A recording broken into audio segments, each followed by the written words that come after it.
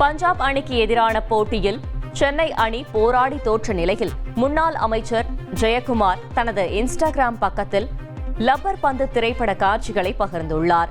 அதில் தோனியின் புகைப்படத்தையும் சேர்த்து பஞ்சாப் அணி வீரர்களை பதற்றமடைய செய்த 43 வயதுடைய விவசாயி என்றும் தனக்கான தோரணையோடு தோனி களத்தில் தொடர்கிறார் என்றும் ஜெயக்குமார் குறிப்பிட்டுள்ளார்.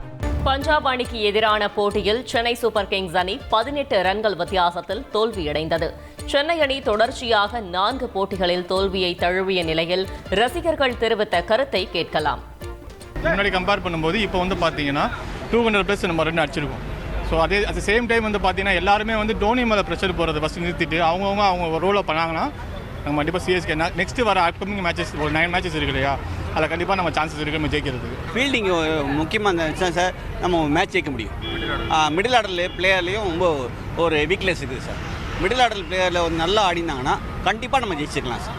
இதுதான் முக்கியமான போலிங்குமே வந்து இல்லை சார், நம்ம ரெஸ்ட்ரிக்ட் பண்ணணும். 150 160 ரெஸ்ட்ரிக்ட் பண்ணியிருந்தோம்னா நம்ம கண்டிப்பாக ஜெயிக்கலாம். ஃபஸ்ட்டு மேட்ச் விளாட்னதை பார்த்தா சரி இந்த வாட்டியும் அவங்க கம்பேக் கொடுத்துட்டு ட்ராஃபி கூட ஜெயிச்சிடலாம் அந்த மாதிரி தான் நினச்சேன். பட் அதுக்கப்புறம் விளாட்ன மேட்ச் பஞ்சாப் ஆர்சிபி அதெல்லாம் அவங்க லைனாக தோற்றுது. டிசப்பாயின்மெண்ட் தான். இதுக்கு முன்னாடி சீசன்லாம் கம்பேர் பண்ணிங்கன்னா சூப்பராக விளாட்னாங்க. தோனி கேப்டன்ஷிப்பு அதெல்லாம் பார்த்தீங்கன்னா பட் இந்த மாதிரி இப்போ விளையாடுற அவங்க பார்க்கும்போது ஷாக்கிங் தான். பஞ்சாப் கூட மேட்ச் நடந்தது.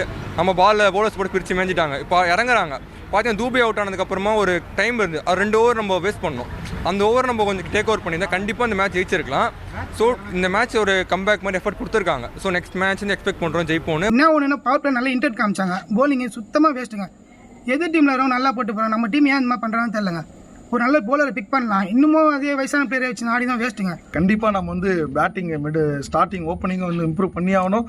அண்ட் ஃபீல்டிங் மஸ்ட் இம்ப்ரூவ் பண்ணியே ஆகணும்.